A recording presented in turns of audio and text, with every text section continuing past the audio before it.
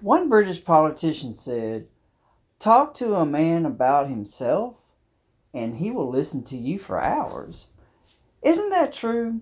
The key to being captivating when speaking to an audience is to make the material relate directly to them, to their lives, as well as their circumstances. And what more can a person relate to than his or her own self, right? You have to do this from the very second you step up on that stage, whether it's speaking from a platform, teaching in a classroom, creating a video for others to view, such as this one, and so on. Even a salesperson is going to benefit from this. He or she has a public audience, no matter if it's just a handful of people or even just one. They have to seize their attention quickly. And by keeping the conversation on that potential buyer, it's going to help produce a sale. One question that's asked is, how long after you start your delivery do you have to prevent them from closing their ears to what you have to say? 2 sentences or less. So your opener has to be quick. Yes, that quick, because if you lose them at the start, you're never going to gain them back. That, of course, is a generalized figure. And what I mean is this. If you want to get me to listen to what you have to say, you've probably only got 1 sentence to do so. Possibly two. And I'm not saying that out of arrogance.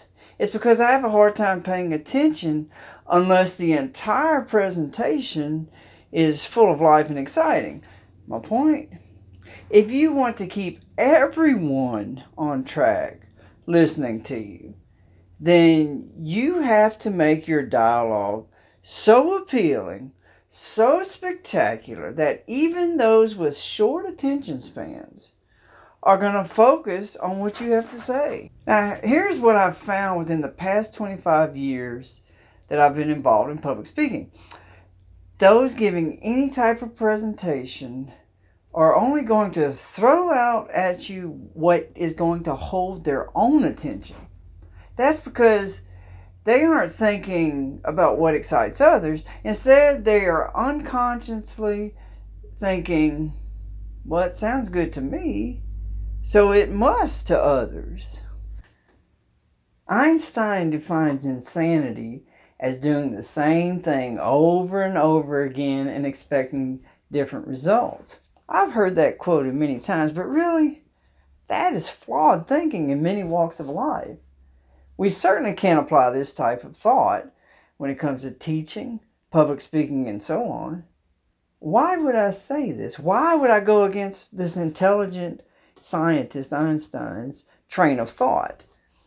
Because being captivating on stage, and when I say on stage, that doesn't have to mean a literal stage, though it could. It just means when you're talking to one or more people in an audience. But to be a captivating, motivating person, by and large, it's due to an individual using the same methods over and over again to evolve into a more fluent, inspirational spokesperson. True, you have natural speakers and those that have to work harder at it. It doesn't matter. It's still an art. It has to be developed over a period. No artist is born and as good as they are at 25 when they're 5 if they pursue that talent. It's the same with a speaker or a teacher or someone that just wants to motivate or be inspirational when they talk to others. You don't have to be a natural, though, to be great when talking to an audience. You just have to develop the tried and true methods that turn someone into a great spokesperson. Where am I going with all this? The definition of being effective is successful in producing a desired or intended result. In 1945, when the United States dropped a bomb on Hiroshima, the intended result was accomplished. It caught the attention of the Japanese government, and they immediately surrendered. Now, to become effective when trying to hold an audience's attention, much of the time has to start like a bomb going off, and the waves have to continue if you want them to keep listening. How is this done? First, you can't think that the information I present is going to be so good it will make up for any lack of enthusiasm on my part. It takes going over your presentation many times, fine-tuning it to the point that it's going to blow the audience away. But to get to that point, you need to start at the beginning with the elementary factor of having a proper introduction. Our next video will discuss how to get one together correctly. Stay tuned for it.